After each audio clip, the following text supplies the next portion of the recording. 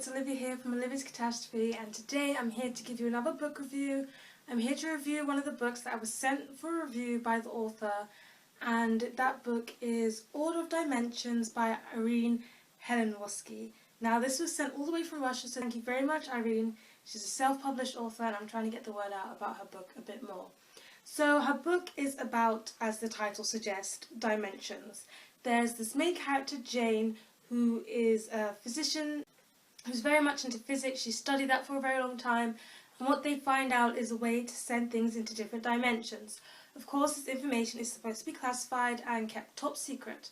However, there is this man called Zelov who wants to take the dimensions and create an order.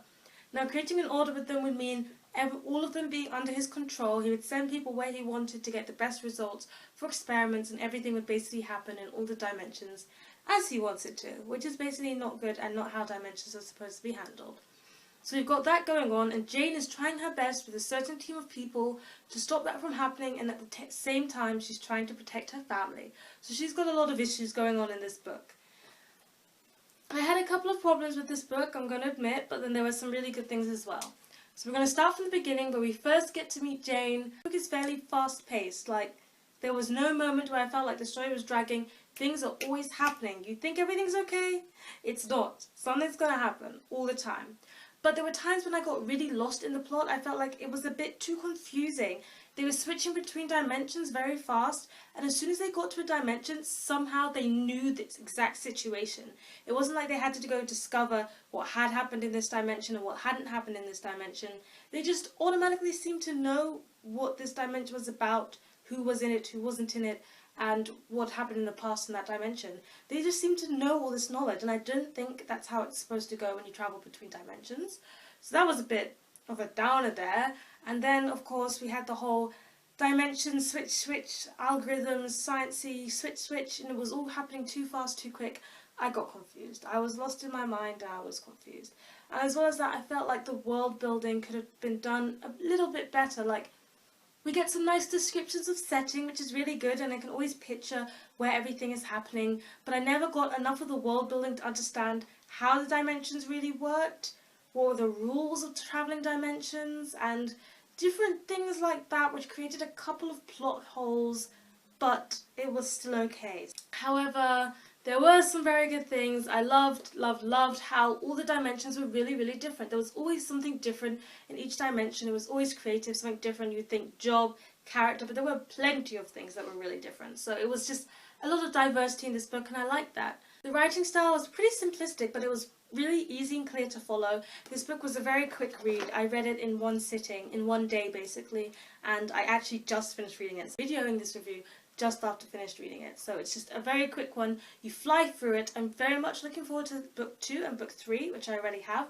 I'm going to start on that in 2 days' time on book 2, so I'm looking forward to reading that one. And as well as that, there's just 2 little things I've got to mention here that I didn't like before I just focus on the good things.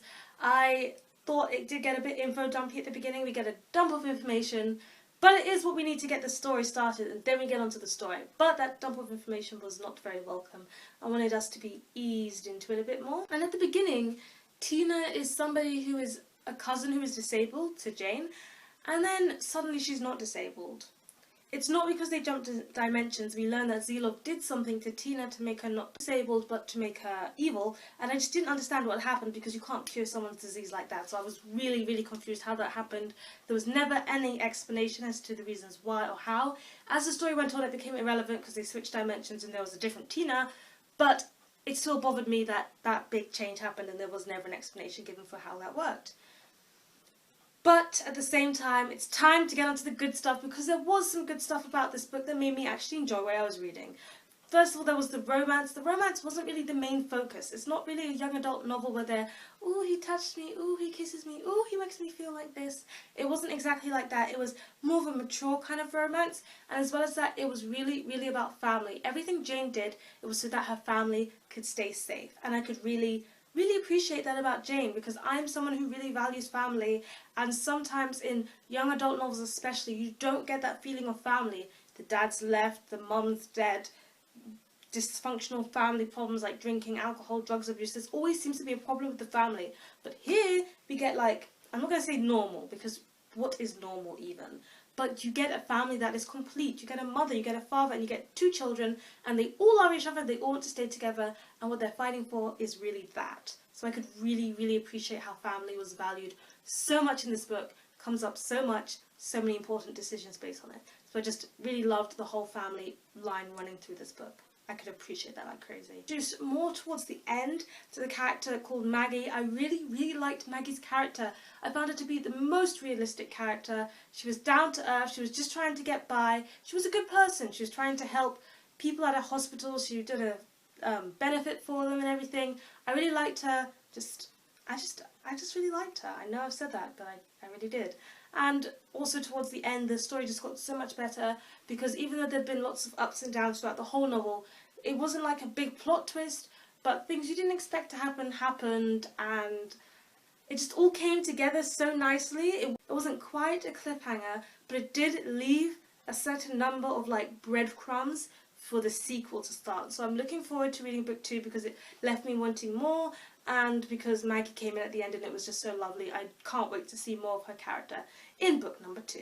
Jane was a very nice main character. I really did love reading from her point of view, but I'm going to say, if Maggie seems to take up the spotlight in book 2, I wouldn't mind too much. Not really much more I can say on this book. This might be a bit of a short review compared to my other videos, which are turning out to be very long, but I really did enjoy it. And now I've got a question for you readers.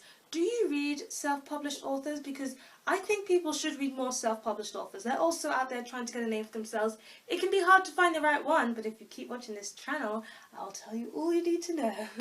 Self-promotion. But I just want to know, what do you think of self-published authors? And if you got the opportunity to, would you travel to another dimension? Let me know what you think in the comments below, and I will be seeing you shortly with another video. Goodbye!